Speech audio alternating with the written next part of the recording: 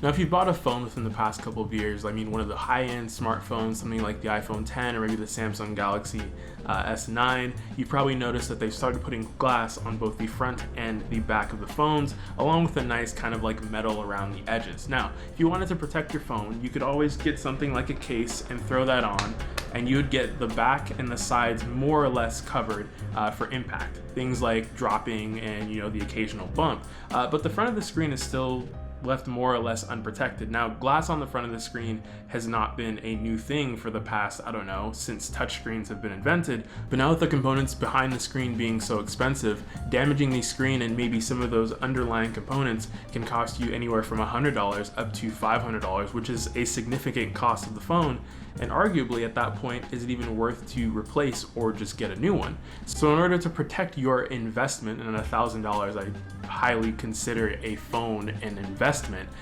you can invest in something like a screen protector. Now, they do have the kind of plastic screen protectors which will more or less protect your phone from scratches, the occasional key swipe or a coin or anything that's kind of abrasive in your pocket. But when it comes to impact and things that'll actually hit the screen, there's no guarantee it's actually going to be able to protect your phone, so many people will actually opt for glass. But it wasn't until the new iPhone XS came out and Airo Collective decided to reach out to see if I wanted to test out their new Airo glass for the iPhone XS that I decided maybe it's a good time to put a screen protector back on my phone, and in this case we'll also see how it fares for normal use. What I did notice with the Airo glass screen protector is that it was actually very easy to put together and to install. The instructions were very simple, very laid out. Clean the glass, make sure there's no dust.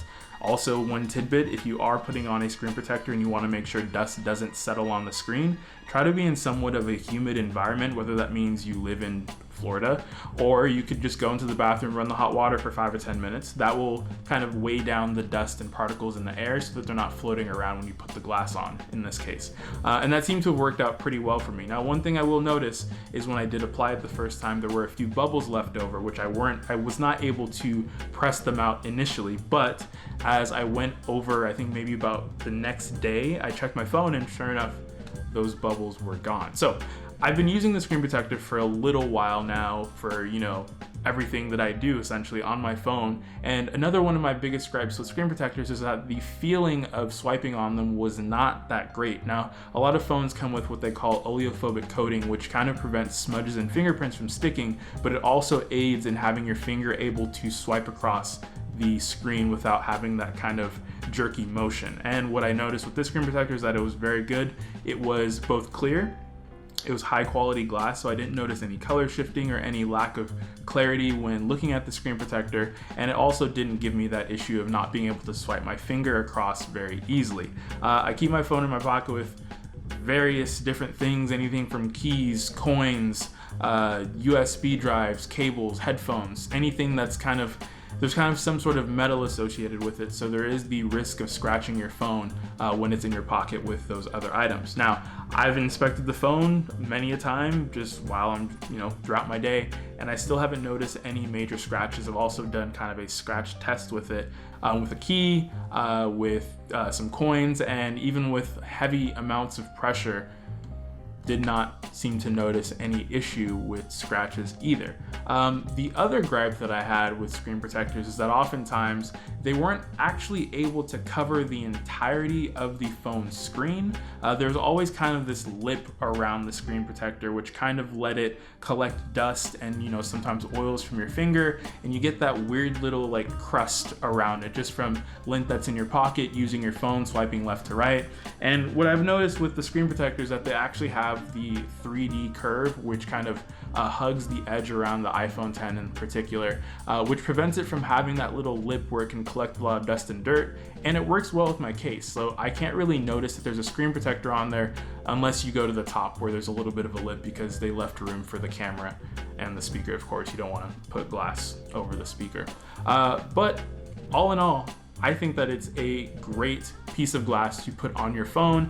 In terms of general impact protection, the combination of the phone along with the screen protector, I'm pretty confident that if I were to drop this on the ground outside, it would be just fine.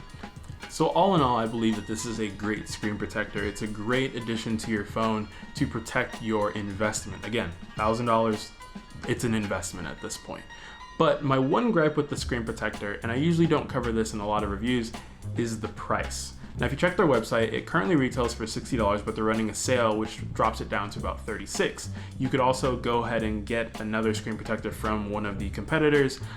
Zag comes to mind, where they have a range of screen protectors for their phones. Now, the cost is pretty competitive in my opinion, and they do offer a warranty-like replacement should something happen to the screen protector itself.